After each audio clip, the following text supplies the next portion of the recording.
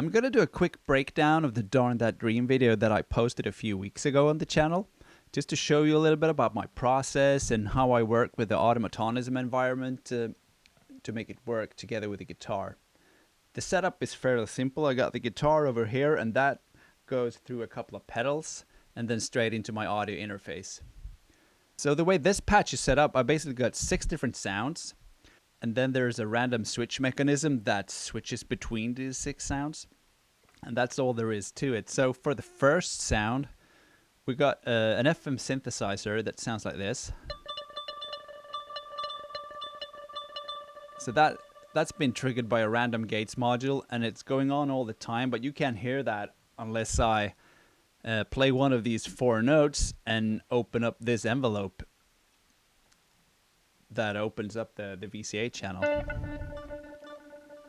And the pitch of the synth is going to change to whatever note I play here.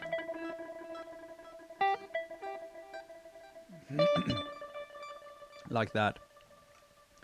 Just gives some more texture, some more color to in Darn That Dream, for example. When the melody starts, you know, those are the specific notes.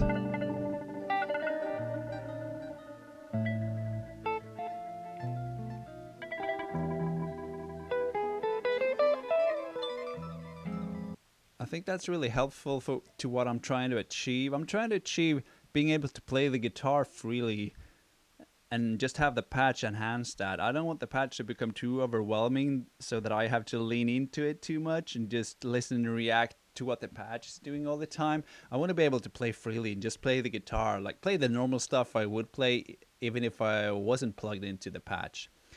So stuff like that is really useful to me, where I can play whatever I want, and then there are certain trigger points that will just make stuff happen to enhance the experience.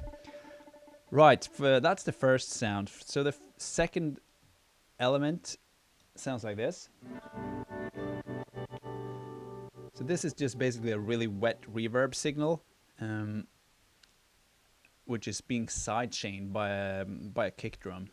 So there's this random gates module over here that triggers this kick, like something like this,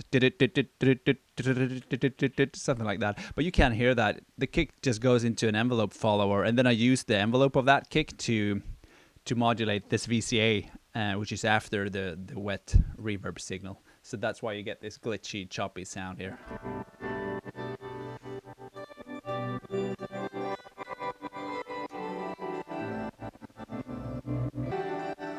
I think that's a really cool sound, and it's also really invasive sound. So that's like, when that happens, that's one of the few times in this patch where everything falls apart. So, and you can't really hear exactly what lines I'm playing. It just becomes a really thick wall of sound, and I think it's a cool effect.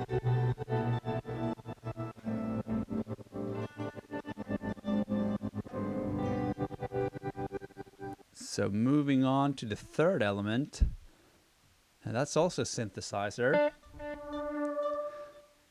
but with a slow attack envelope on it. It's a sawtooth wave, and so the attack is set so it sort of comes to life after I play the note. So when I play this D over here, you hear what that's coming after it. If I play the E, what, so it's sort of an afterthought. It becomes, I think it just gives some more emotional charge to the note after I play it, especially in the theme, right? So when I play,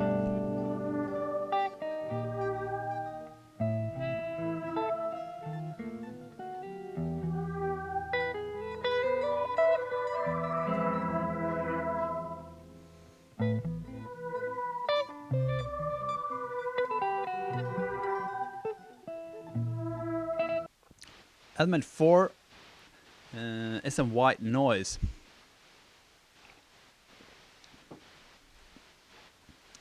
Some white noise over here goes into a filter, and that filter is being modulated by some random voltages, basically. When you play the guitar on top of that noise, I think it's kind of neat. I think it evokes the memory of, you know, the drummer using the whiskers on the snare or something like that. Obviously, it doesn't sound like that at all, But in this context, I think it's enough to give to be reminiscent of that. So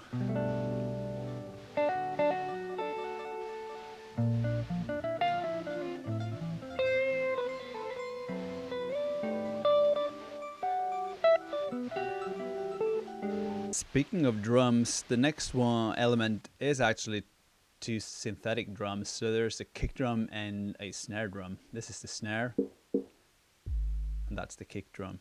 So here I'm using probability logic. So every time I play something on the guitar, there's a 50% chance of the snare drum happening.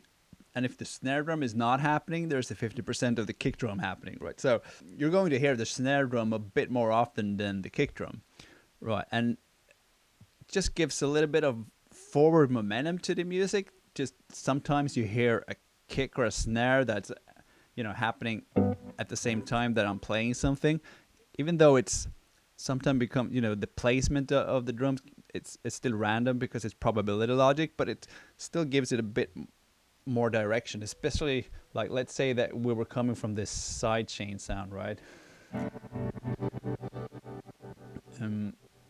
It's just nice to the ears then after that if we hear something like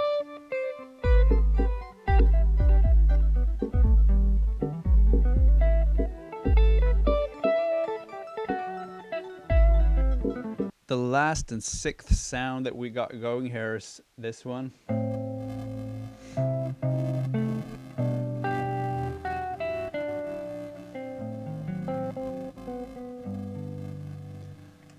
It's basically just the normal guitar sound, but you add on some bit crushing, especially pan moving left to right.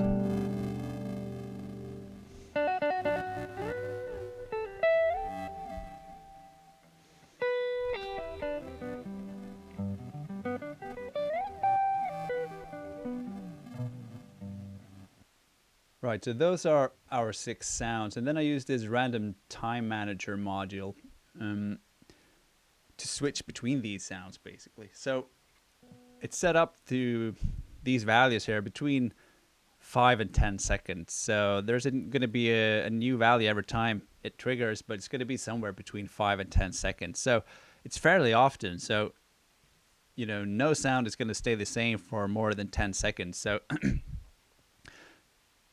it's set up to switch between 6 random numbers, and those are distributed to correspond to the 6 elements. So there's always one element at the time as well. So if element 2 is turned on, all the others are off, and etc.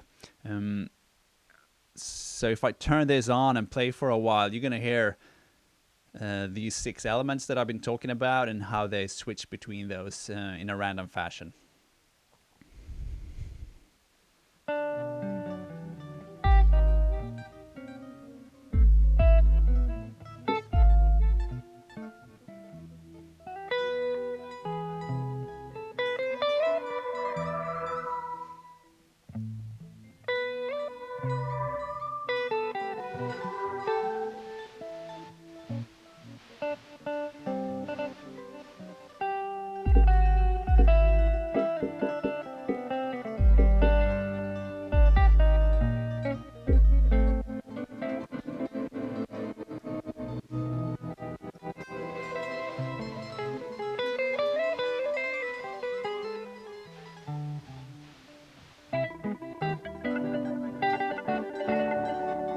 So yeah, that was just some quick insight to how I work with these patches, and let me know in the comments if there's a specific thing that you want me to explain in a future video or something like that. Thanks for tuning in.